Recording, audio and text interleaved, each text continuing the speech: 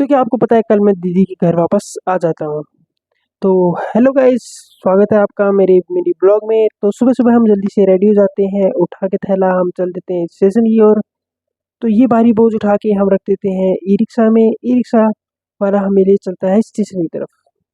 E rickshaw वाला हमें खुफिया रास्ते पे छोड़ के जाता है जहाँ से हम पहुँच जाते हैं स्टेशन। स्टेशन पहुँचने के बाद हम देखते हैं वहाँ पे काफ़ी ज़्यादा भीड़ होती है टिकट लेने के लिए, लेकिन काफ़ी मशक्कत के बाद हमें टिकट मिल जाती है। टिकट लेने के बाद हम आ जाते हैं ट्रेन में, लेकिन ट्रेन में कोई भीड़ होती नहीं है तो हम पहुँच जाते हैं नौलगढ़।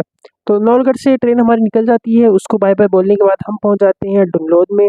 डुमलोद में हमारी ट्रेन काफ़ी देर तक रुकती है। काफ़ी टाइम लगाने के बाद हमारी ट्रेन डुमलोद से निकल चुकी होती है। दुल्लोद को भी पास से बाय बोलने के बाद हम निकल जाते हैं अपनी झुंझुनू की तरफ।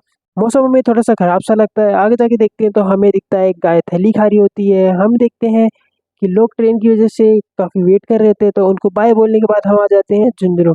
झुंझुनू पहुँचने के बाद मम्मी काफ़ी खुश होती हैं, तो फिर हम आ जाते हैं अपने वापस उसी काम पे दूध लाने के लिए। तो घर पे दूध देने के बाद हम निकल जाते हैं अपने आवारा दोस्तों के साथ थोड़ी-सी पारगी करने।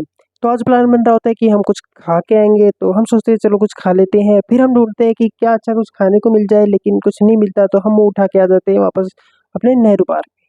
तो नेहरू पार्क में थोड़ी-सी बकवास करने के बाद, थोड़ी-सी फ़ोटो लेने के बाद, ऐसा मैंने इसलिए बोला क्योंकि मेरा बिल्कुल मन नहीं था। उसके बाद हम निकल जाते हैं वापस अपने घर की तरफ।